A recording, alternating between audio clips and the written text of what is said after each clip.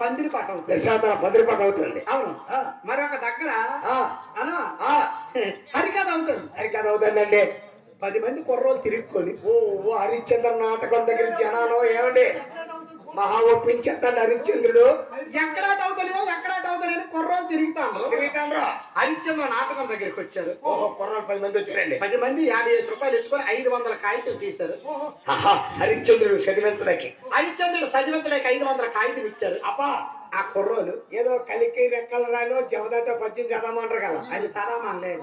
ఈయన ఏంటి అడిగారు, ఏంటి హరిశ్చంద్ర గారు నాకు ఇవే వద్దండి, పొట్టిదై కాదమ్మ గట్టిదై అమ్మని పాడమ్మా.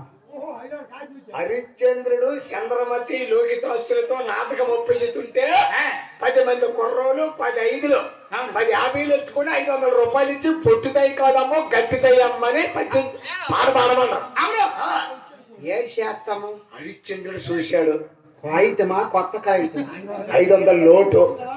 ఏడు శాతం బెడబెడబెడబెడలాడుతుంది. హరిశ్చంద్ర కక్కుర్తి పడ్డాడండి. అవును.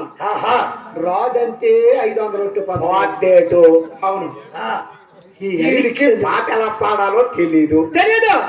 అప్పుడు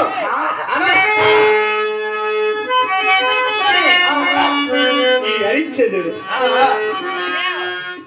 చంద్రమతిని పిలిచాడు. 500 ముందు చదివినాడండి. చదివేసి చంద్రమతిని పిలిచాడు.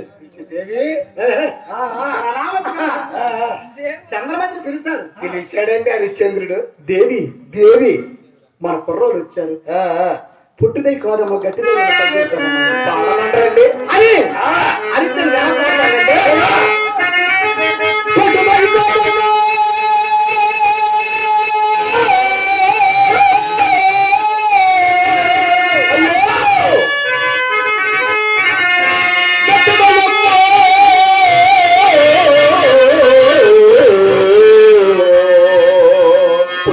కాదమ్మ గట్టిదయ్యమ్మ పావు బంగారం ముక్కు పొడక పెట్టుకుందమ్మా.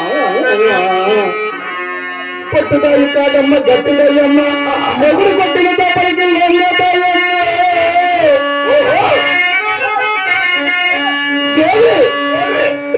నేను హరిశ్చంద్రుడిని. అవునట. నీవు నా భార్య చంద్రమతి. చంద్రమతిని కుర్రవాణ్ణి తీసుకుని కుర్రవాళ్ళకి నా దగ్గరకు రమ్ము. లోకులు కాకులై కూస్తున్నారు దేవి. నేనొక మాట ఏంటో నేనొక మాట అడుగుతాను, చెప్తాను. నేను కొన్న బంగారు నక్కిలేసులు, నేను కొన్న బంగారు నక్కిలేసులు నీ అమ్మకిచ్చావా, నీ చెల్లికిచ్చావా, నీ అక్కకిచ్చావా? పట్టుదల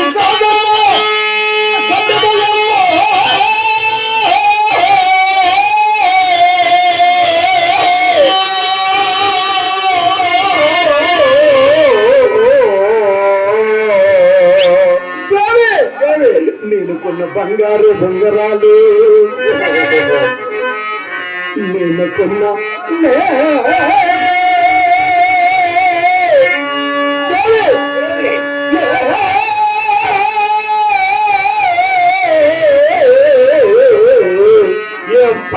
ఏం పాట నేను కొన్న బంగారు బొంగరాలు మీ అన్నకిచ్చావా, మీ తమ్ముడికిచ్చావా, మీ బాబాయ్కిచ్చావా? పట్టుదల కాదమ్మ గడ్డదయ్యమ్మ